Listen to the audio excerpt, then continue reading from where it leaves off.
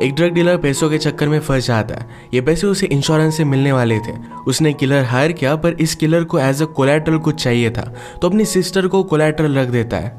अब आगे क्या होगा ये हम आज की हमारी मूवी किलर जो ये 2011 की एक थ्रिलर हॉलीवुड मूवी में देखेंगे। अगर आपको वीडियो अच्छा लगता है तो प्लीज़ इसे लाइक और कमेंट जरूर कर दीजिएगा। हमें बिना किसी देरी के एक्सप्लेनेशन स्टार्ट करते हैं। मूवी स्टार्ट होती है और हम हमारा मेन कैरेक्टर जिसका नाम है क्रिस, ये बहुत ही ज़्यादा डरा हुआ घर पर आता देख सकते हैं। बाहर बारिश चल रही थी और उसके मदर ने उसे घर से बाहर निकाल दिया था, तो अपने फादर के पास वो आ गया। उसके फादर ने शार्ला नाम की लड़की से शादी कर ली थी। क्रिस की सिस्टर डॉटी भी इनके साथ ही रहती है। शार्ला पूछती है क्या तुम्हारे मदर ने फिर से तुम्हें घर से बाहर निकाल दिया। फादर कहते हैं कि क्या तुमने उसे फिर से मारा। क्रिस कहता है कि मैंने सिर्फ उसे पुश किया था। क्रिस अपने फादर एंसल से कहता है कि जल्दी से पैंट पहनो, हमें बाहर जाना है, एक प्राइवेट चीज़ पर मुझे आपसे बात करनी है। बाहर जाकर उसने कहा कि मुझे $6000 की ज़रूरत है। अगर उसने वो पैसे पे नहीं किए तो उसका बॉस उसे मार डालेंगे। एक्चुअल में क्रिस ड्रग डीलर था। एंसल ने कभी भी इतने पैसे देखे नहीं थे, तो उसे वो हेल्प नहीं कर सकते। क्रिस कहता है कि मुझे सिर्फ $1000 दे दो, बाकी का मैं इंतज़ाम कर लूँगा। पर इतने भी पैसे एंसल के पास नहीं थे। एंसल उससे पूछता है कि एक्चुअल में हुआ क्या था। क्रिस ने कहा कि मेरे पास ड्रग्स थे और मदर ने वो चोरी कर लिया। मदर और उसके बॉयफ्रेंड ने मिलकर इसे सेल कर दिया था। अब जितने पैसे अपने बॉस को उसे देने थे उतने उसके पास नहीं थे। इसी वजह से अपनी मदर के साथ उसका झगड़ा हुआ था। मदर के बॉयफ्रेंड का नाम है रेक्स। क्रिस अपने फादर से कहता है कि अगर आपको $15,000 मिल सके तो आप क्या करोगे। एंसल ने कहा कि मैं कुछ भी सेल नहीं करने वाला। क्रिस कहता है कि मैं एक पुलिस ऑफिसर को जानता हूँ जिसका नाम है जो। ये अपने फ्री टाइम में लोगों को मारने का कॉन्ट्रैक्ट लेता है। वो खुद पुलिस ऑफिसर है, तो इस वजह से उस पर कोई भी शक नहीं करता। मदर के नाम पर एक पॉलिसी है जिसकी वर्थ $50,000 है। इसकी नॉमिनी डॉटी है, क्रिस की सिस्टर। अगर वो मदर को मार डालते हैं तो पैसे उनके हो जाएंगे। एंसल इस बात को लेकर डर रहा था, पर क्रिस कहता है कि जो एक प्रोफेशनल है वो सब कुछ ठीक कर देगा। वो इस काम के $20,000 लेगा और बाकी $30,000 हम रख लेंगे। एंसल ने कहा कि पैसों के 4 हिस्से पड़ेंगे, डॉटी, तुम्हारी स्टेप मदर, तुम और मैं।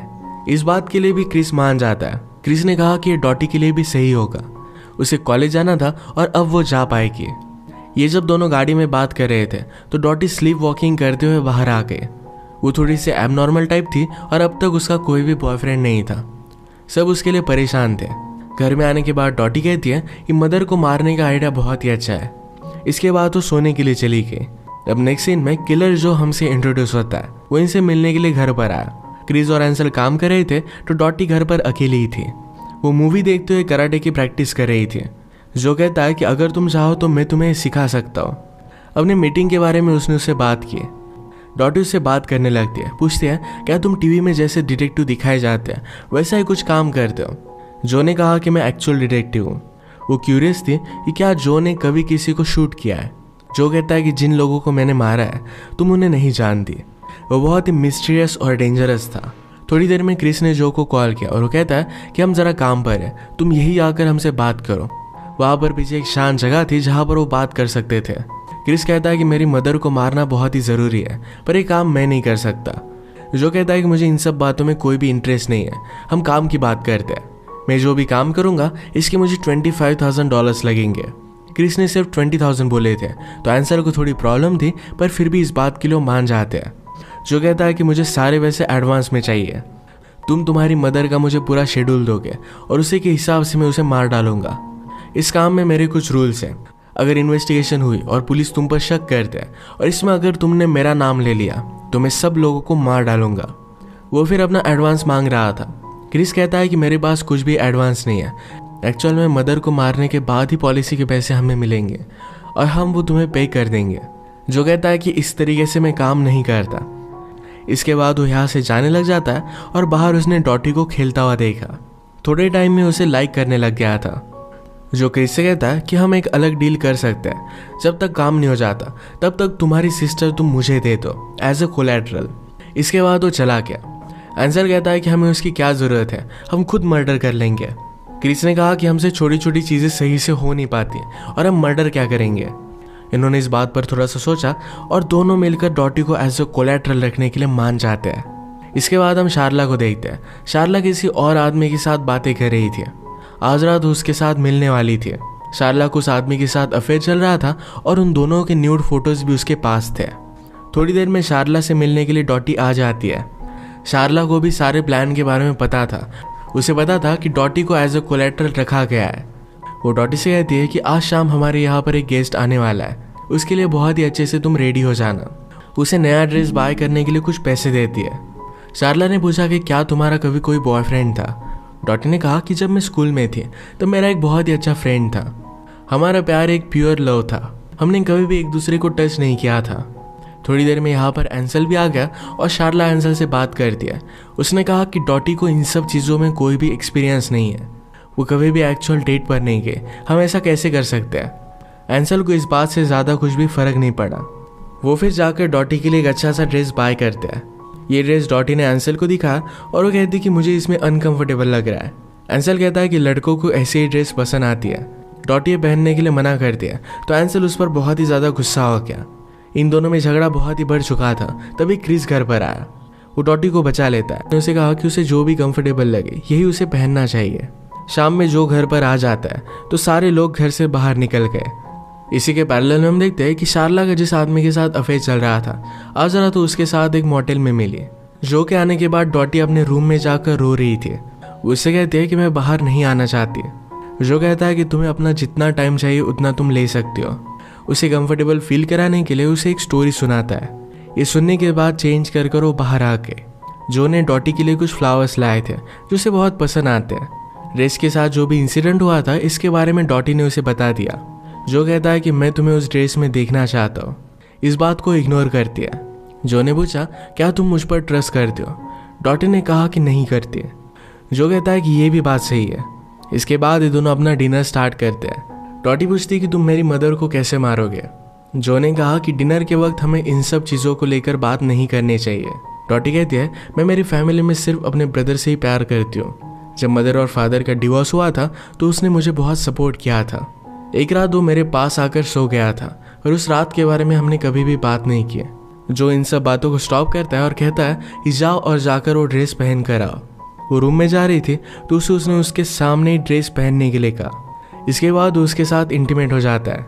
अगले दिन हम देखते हैं कि क्रिस के पास $1000 थे। ये सारी मैच उन $1000 की वजह से स्टार्ट हुई थी। ये पैसे लेकर वो घोड़ों की रेस में लगा देता है। वो कुछ पैसे कमाना चाहता था ताकि अपनी सिस्टर को जो से वो छुड़ा ले। ये रेस भी वो हार जाता है। जैसे वो बाहर निकला तभी उसके बॉस के आदमी उसका पीछा करने लग गया। वहाँ से भागने की बहुत कोशिश करता है। अलग अलग जगह पर वो छुपा पर फाइनली उसे वो ढूंढ ही लेते हैं। उसका बॉस उसके पास आ गया। वो उसे कहता है कि लास्ट संडे पर हमारे यहाँ पर पार्टी थी, तुम आए क्यों नहीं? मेरी डॉटर तुम्हारा वेट कर रही थी। बॉस क्रिस के साथ बहुत ही फ्रेंडली था पर जब वो वहाँ से चला जाता है तो बॉस के आदमी क्रिस को बहुत मारते हैं। ऐसी बुरी हालत में रात में क्रिस घर पर आया। सब मिलकर उसका ख्याल रखते हैं। अगले दिन क्रिस जो से मिलने के लिए आता है। उसने पूछा तुम मेरी मदर को मार नहीं रहे और मेरी सिस्टर का फ़ायदा उठा रहे हो। जो कहता है कि अगर तुम चाहते हो कि ये काम मैं ना करूं तो मैं यहाँ से चला जाऊंगा। वैसे भी आज रात मैं तुम्हारी मदर को मारने वाला था। क्रिस कहता है कि तुम कभी भी काम करो पर मेरी सिस्टर को छोड़ दो। जो ने कहा कि जब तक मुझे पैसे नहीं मिल जाते तब तक मैं यहाँ से नहीं जाने वाला। अगर तुम्हें काम मुझसे नहीं करवाना चाहते तो अभी बोल दो। पर क्रिस कुछ भी बोल नहीं पाता। उसे भी इन पैसों की बहुत ज़्यादा ज़रूरत थी। पूरे दिन क्रिस इन सब बातों के बारे में बहुत सोचता है और रात में वो जो के पास आ गया। उसे कहता है कि अब ये काम मत करो। जो कहता है कि मेरे साथ चलो। क्रिस ने जो भी डॉटी के साथ किया था इस बात को लेकर उसे बहुत ही ज़्यादा बुरा लग रहा था। वो कहता है कि मुझे अब इन सब चीज़ों से दूर चले जाना चाहिए। जो उससे ज़्यादा कुछ बात नहीं करता और क्रिस की मदर जहाँ पर काम करती थी वहीं पर उसे वो लेकर आता है। मदर की गाड़ी के पास हो गए और जो ने डिक्की खोली तो मदर की डेड बॉडी उसमें ही थी। पेट्रोल की टैंक से उन्होंने कुछ पेट्रोल बाहर निकाल दिया और उसे आग लगा देते हैं। डेड बॉडी निकालकर उन्होंने फ्रंट सीट पर रख दी थी। सबको लगेगा कि एक्सीडेंटल डेथ थी। अगले दिन क्रिस डॉटी के साथ बात करता है। कहता है कि तुम्हें पता है कि सब कुछ क्या चल रहा है। अगर मेरे पास कुछ अलग चॉइस होती तो मैं वही करता। आज एंसल और शारला ये दोनों वाइफ के लॉयर से मिलने के लिए गए थे। वसीयत पढ़ी जाती है और इस बात से एंसल बहुत ही ज़्यादा अपसेट था। एंसल उसे मारकर पूछता है कि पॉलिसी की नॉमिनी डॉटी है, इसके बारे में तुम्हें किसने बताया था? क्रिस ने कहा कि मदर के बॉयफ्रेंड ने। एंसल कहता है कि एक्चुअल में नॉमिनी डॉटी नहीं तो तुम्हारे मदर का बॉयफ्रेंड ही था और उसी ने यह सब प्लान किया था। सब लोग क्रिस पर बहुत ही ज़्यादा गुस्सा हो जाते हैं। जो के बारे में भी क्रिस को मदर के बॉयफ्रेंड नहीं बताया हुआ था। अब उसकी मदर का फ्यूनरल है, तो क्रिस को कहता है कि डॉटी को लेकर वहाँ पर पहुँच जाना। क्रिस ने डॉटी से कहा कि मुझसे बहुत बड़ी गलती हो गई, अब हमें यहाँ से चले जाना चाहिए। हम दोनों एक नई सिटी में जाते हैं और वहाँ पर एक नई लाइफ स्टार्ट करेंगे। डॉटी कहती है कि मुझे लास्ट टाइम जो से मिलना है। क्रिस इस बात से उसे मना करता है, तो डॉटी उसके साथ आने के लिए मानती नहीं। क्रिस कहता है कि ठीक है, तुम एक बार उससे मिल लो, रात में मैं तुम्हें लेने के लिए आऊँगा और मेरे साथ तुम आ जाना। इसके बाद फ्यूनरल होता है। डॉटी ने सारी सिचुएशन के बारे में जो को बता दिया था। हम फिर जो को मदर के बॉयफ्रेंड को पकड़ता हुआ देख सकते हैं। पैरेलल में क्रिस ने अपनी सेफ्टी के लिए गन बाय कर ली। रात में डिनर के वक्त जो घर पर ही था। शार्ला कहती कि मुझे पता था कि क्रिस कुछ ना कुछ तो गड़बड़ कर ही देगा। इस बात से जोक को शार्ला पर शक चला जाता है। वो कहता है कि तुमने ये बात क्यों कही, क्या तुम इन सब में इन्वॉल्व थी? शार्ला कहती कि मुझे कुछ पैसे मिलने वाले थे। शार्ला कहती रेक्स भी इडियट है और उसने क्रिस को भी बेवकूफ़ बना दिया। रेक्स मदर के बॉयफ्रेंड का नाम था, तो जो को लगता है कि इन सब के बारे में शार्ला को कुछ ना कुछ तो पता था। उसने शार्ला से कहा कि अगर तुम्हें पता था कि क्रिस सब कुछ गड़बड़ कर सकता है, तुमने हम सबको रोकने की क्यों नहीं कोशिश की? इन सब में तुम भी रिस्पॉन्सिबल हो, क्योंकि तुम्हें भी पैसे मिलने वाले थे।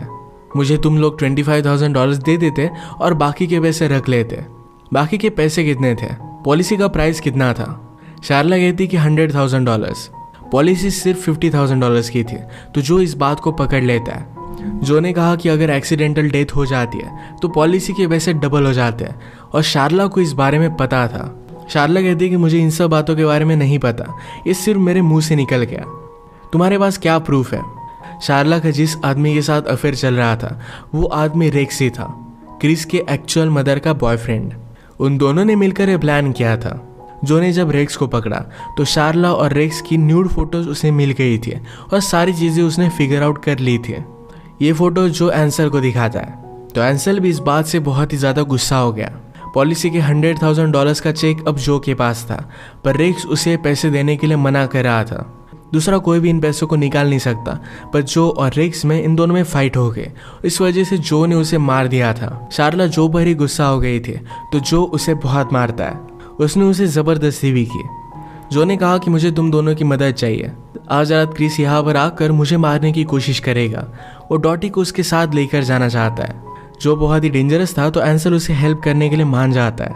जो ने शार्ला को डिनर टेबल रेडी करने के लिए कहा। थोड़ी देर में क्रिस घर पर आ गया। जो कहता है कि चलो अब हम सब डिनर करेंगे। मेरे काम के मुझे पूरे पैसे नहीं मिले, तो डॉटी अब हमेशा के लिए मेरी हो जाएगी। वैसे भी हम दोनों एक दूसरे से प्यार करने लग गए और अब शादी करने वाले हैं। इस बात की वजह से क्रिस बहुत ही ज़्यादा गुस्सा हो गया। वो डॉटी से कहता है कि जल्दी से अपना सामान पैक करो और हम यहाँ से चले जाएंगे। डॉटी उन दोनों में कंफ्यूज हो गई थी। जो और क्रिस फाइट करने लग जाते हैं और क्रिस ने गन निकाल ली। ये दोनों एक दूसरे को बहुत मारते हैं। फाइनली जो क्रिस को मार ही डालने वाला था। इस काम में एंसल भी जो को हेल्प कर रहा था। इस बात से डॉटी बहुत ही ज़्यादा डिस्टर्ब हो जाती है। उसने गन लेकर इधर उधर गोली चलाई और सब लोग स्टॉप हो गए। वो गुस्से में क्रिस और अपने फादर एंसल को गोली मार देती है। उन्हीं की वजह से ये सब हुआ था। उन दोनों ने मिलकर डॉटी का सौदा किया था, तो इस वजह से उसने उनसे बदला लिया। फाइनली वो जो से कहती कि मैं प्रेग्नेंट हूँ। इसके बाद उसने ट्रिगर दबा दिया। उसने रियलाइज़ किया था कि जो ने भी सिर्फ उसका फ़ायदा उठाया। अब सिर्फ शार्ला बची थी, तो उसे भी वो मार डालेगी। पर जब वो जो को मारती है तभी मूवी एंड हो जाती है। डॉटी जैसी भी थी, पर वो स्मार्ट थी और अपना ख्याल रख सकती थी। लोगों ने जिस तरीके से उसे यूज़ किया, ये बात उसे थोड़ी सी भी अच्छी नहीं लगी और फाइनली अपना बदलाव ले लेती है। अगर आपको एक्सप्लेनेशन अच्छा लगा तो प्लीज़ इसे लाइक और कमेंट ज़रूर कर दीजिएगा। बहुत सारी मूवीज़ लेकर आता रहता हूँ, तो प्लीज़ इस चैनल को सब्सक्राइब कर दीजिए और बेल नोटिफिकेशन आइकॉन दबाना मत भूलिएगा। हम फिर से मिलेंगे और एक नई मूवी के साथ। तब तक के लिए थैंक यू और आप अपने आप का ख्याल रखिए।